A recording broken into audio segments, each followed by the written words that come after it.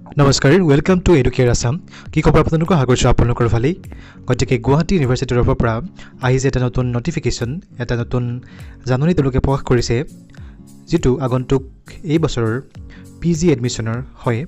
স্নাতকোত্তৰ এডমিশনৰ নম্বৰ 3 যোনটো নটিফিকেশ্যন হয় সেই নটিফিকেশ্যনটো প্ৰকাশ কৰিছে তাত তেওঁলোকে লিখিছে যে এইবাৰ যোনটো এডমিশন প্ৰসেস হ'ব হেতু কি ধৰণৰ হ'ব এন্ট্ৰেন্স পৰীক্ষা হ'ব না নহয় সকলোখিনি কথা নটিফিকেশ্যনটোত উল্লেখ কৰা হৈছে গতিকে আমি বলক আমি চাই লওঁ যে নটিফিকেশ্যনটোত কেনেকুৱা ধৰণৰ কথা তেওঁলোকে মেনশ্যন কৰিছে গতিকে এইটো হৈছে গুৱাহাটী ইউনিভাৰ্চিটিৰ অফিচিয়েল নটিফিকেশ্যন এটো পাব্লিছ হৈছে আপোনাৰ 27 জুন 2020 তাৰিখে ইয়াত লিখিছে যে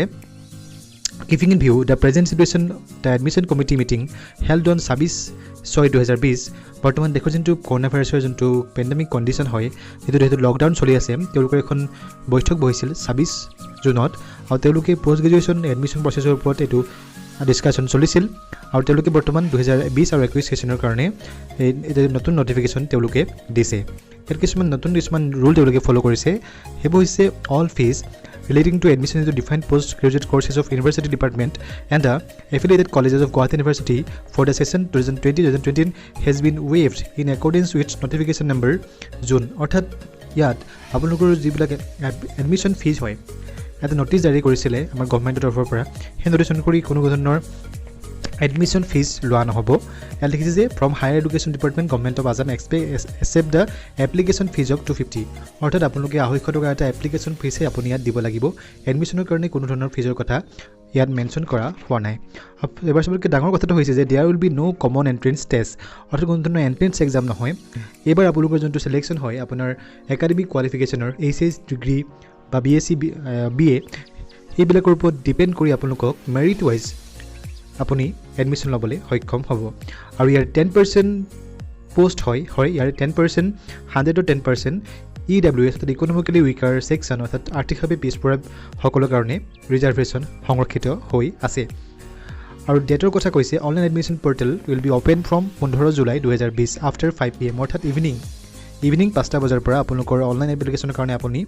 অনলাইন আবেদন যোনটো সাইট হয় হেতু খুলি দিয়া হ'ব গতিকে তাত আপোনালোকে যিবিলাক নেসেসাৰী ডকুমেন্টছ হয় ধৰক আপোনাৰ এডমিট বাৰ্থ সাৰ্টিফিকেট মাৰ্কশিট লগতে আপোনাৰ কাষ্ট সকলো ধৰণৰ সাৰ্টিফিকেটবিলাক আপুনি আপলোড কৰিব লাগিব আৰু যেতিয়া অনলাইন প্ৰসেছ ষ্টাৰ্ট হ'ব মই এটা ধুনীয়াকৈ ভিডিঅ' বনাই দিম কেনেকৈ কিদৰে আপোনালোকে অনলাইন কৰিব আৰু লিখিছে যে in admission into traditional program of study 80% in total intake will be reserved for Guwahati University students the remaining 20% will be reserved for other than Guwahati University students এই traditional program কথা ওপৰত কৈছে তেওঁলোকে আৰু লিখিছে যে all other condition is mentioned in the relevant ordinance of admission of you will be followed গতিকে এইকেইটা কণ্ডিশ্যন আপোনালোকে ফলো কৰিব লাগিব গতিকে এইকেইটা আহিছে Guwahati University তৰফৰ পৰা নতুন notification secretary university classes and convener admission committee Guwahati university গতিকে এইটোৱে আছিল আজিৰ শেহতীয়া অফিচিয়েল নোটিছ গতিকে 15 জুলাই তাৰিখৰ পৰা আপোনালোকৰ অনলাইন প্ৰচেছ ষ্টাৰ্ট হ'ব য'ত আপোনালোকে MSc